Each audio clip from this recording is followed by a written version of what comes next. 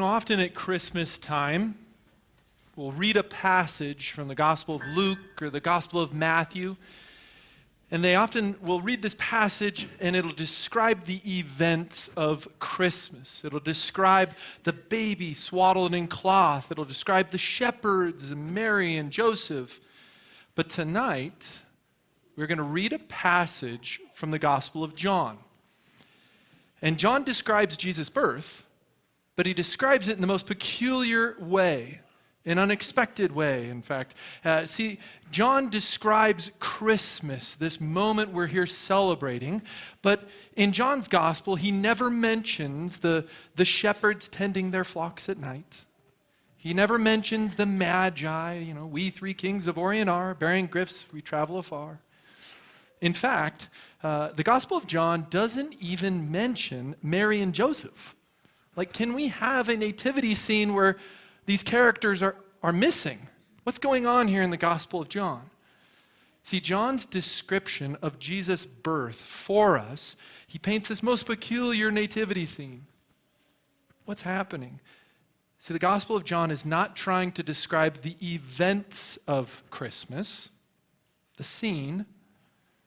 John's trying to describe for us the significance of Christmas. What all of this means. Why does Christmas even matter? After all, we're all here gathered some 2,000 years later here in this room tonight, and we're still talking about what happened in that moment, Jesus' birth. Why is that? What happened in that moment that is so significant and life-changing? What does Christmas mean? Why does this matter so much? And that is the question that the Gospel of John is trying to answer for us. That's what John's trying to address, what he's trying to tell us about Christmas.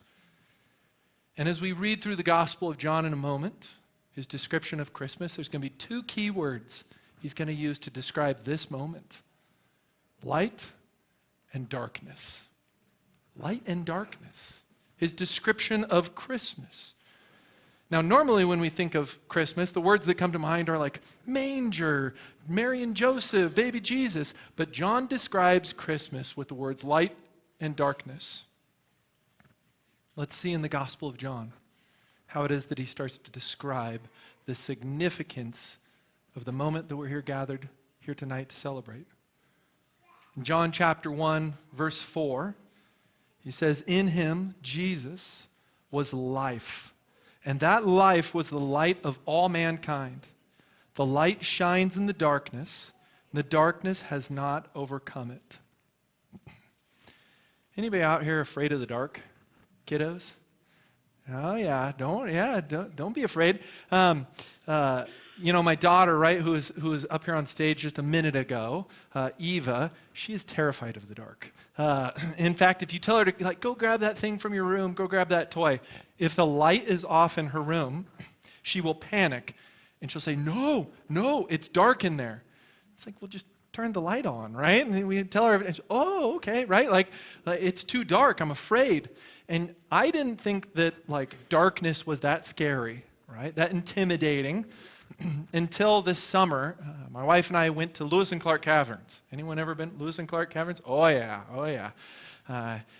If you've ever been there, I don't want to spoil it for you, but halfway through the tour, the guide will turn off all the lights in Lewis and Clark Caverns. All the lights go out, and it is pitch black. It is so dark that you can put your hand touching your face and you can't even see it. It's wild. This crazy darkness.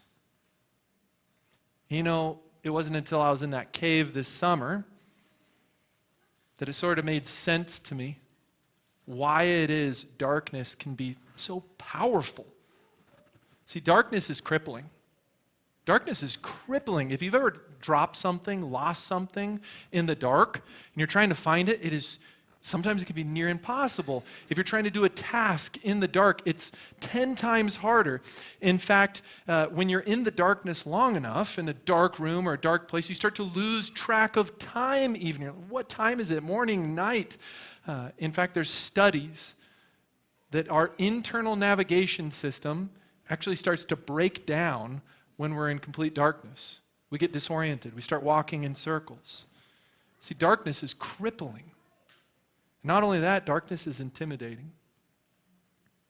It's always at night when you're laying in bed, you start to hear the weird noises, the strange sounds in your house, right? It's intimidating that it's at night, it's in the darkness that we wake up out of bed and panic and say, like, what was that noise? Is there like an intruder in the house, right? It was just the refrigerator turning on. But at night, that doesn't happen during the day, right? It's at night. Darkness is intimidating. And darkness, when we're in the midst of darkness, can also feel hopeless. I read a story about a man, true story, in 2004. And he went down, it's in France, he got lost in an abandoned underground mushroom plantation. Didn't know there was such a thing, but basically it's this underground cave. He went down there exploring, and his flashlight battery died. And he tried to get out, but he got lost, disoriented in the pitch black darkness. He couldn't find his way out, and he got trapped down there, believe it or not, 34 days in complete pitch black darkness. 34 days. And eventually, they recognized, they found out where he was, and search and rescue crews went down there and rescued him, and they discovered that he was only 600 feet from the entrance. Only 600 feet away. But in all that darkness, he couldn't tell how close he was. It was hopeless. There's no way I'll ever escape this thing. I'm trapped. I'm stuck. See, no wonder darkness can be so powerful. Because darkness it's crippling, it's intimidating. It can feel hopeless and trapped. And maybe you know that feeling. Maybe you know what it's like to be disoriented, be overwhelmed, be stuck. But check out how John describes the significance of Christmas. The light shines in the darkness, and the darkness has not overcome it. In fact, John goes on further.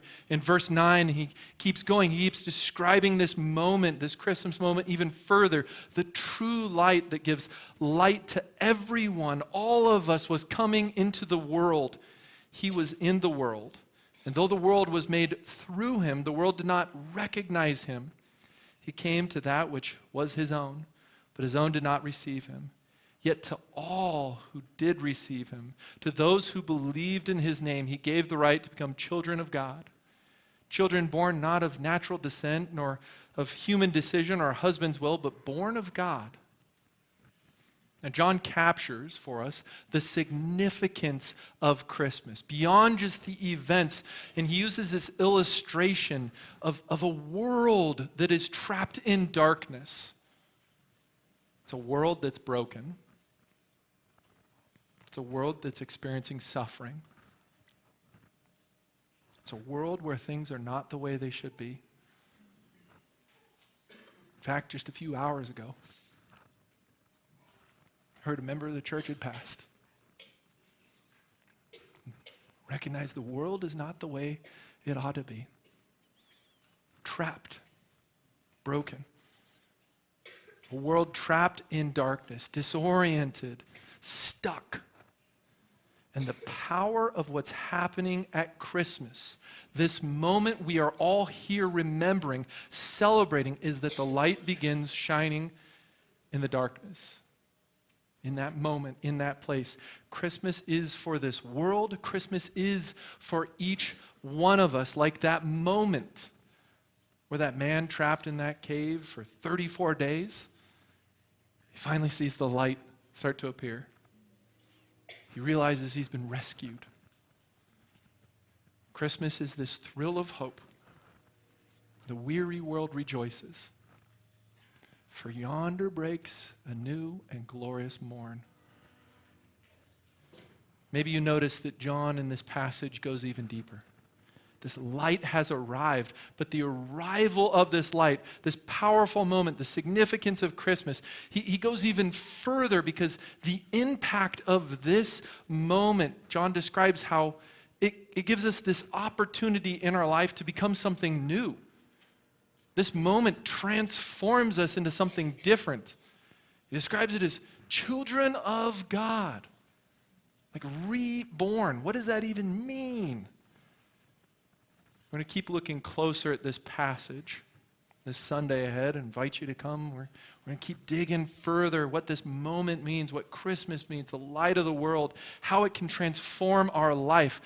But I don't want to move too quickly past this moment, or we'll lose sight of what's happening tonight.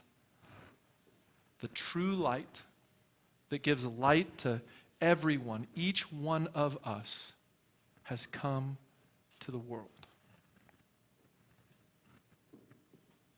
You know, maybe you have been struggling. Maybe you feel like you've been lost. You know, that feeling, how do we know that we're lost? What is that feeling like? Well, it's like when we're busy and moving and always doing something, but we're never really getting anywhere. It almost seems like we're walking in circles. Man, if you feel like you've been lost, recognize tonight you need the light to shine in the darkness. This moment. If you feel like you've been alone, you know, there's a study that came out that said that over half of Americans, over half of the people in this room statistically have been struggling with feeling alone, lonely. Makes sense. We live in a world that's been isolated and broken by darkness. You need to have the light shine in the darkness. If you feel like you've been stuck, maybe you're starting to lose hope. Maybe you're just like that man who was stuck in that cave. Man, we need the light to shine in the darkness. This moment. What it is that's happening at Christmas. See, the significance of Christmas that John's trying to capture, to communicate to us, why it is that Christmas matters so much, is that the light of the world has arrived. And the light shines in the darkness, the brokenness.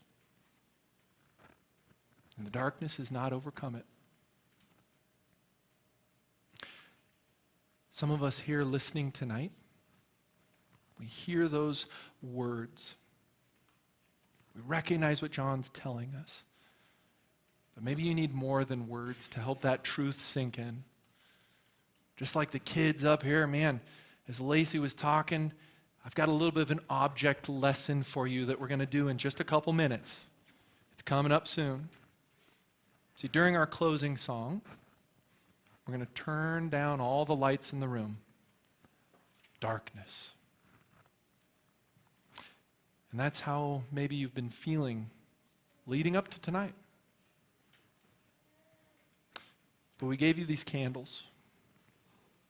These candles represent how Jesus is bringing light into this world. He's the light of the world. And these candles represent how Jesus came to this earth to bring light to you, to find you. Not only that, John said, to all those who believe in his name, he gave the right to become children of God. Wow, there's even more there to unpack. We'll keep going on that. But I want us to take this next moment, this next song, to be a moment just to let the significance of Christmas sink in. What it is that's happened. So would you grab your candle with me? You can turn it on.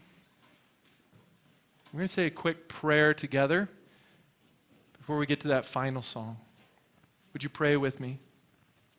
You know, sometimes the story of Christmas, Father, it just seems far away. It can feel distant. It can feel like it happened in a far-off land a long, long time ago. But the Gospel of John helps us to recognize the significance of that moment, the true light that gives light to everyone, that gives light to me, that gives light to us, was coming into the world. So, Father, I pray that you would help make that reality. I pray that you just help make that reality of Christmas as present in our life as the candle we're holding in our hands. The light of the world has arrived. And that, Jesus, you came to bring that light to each one of us. Amen.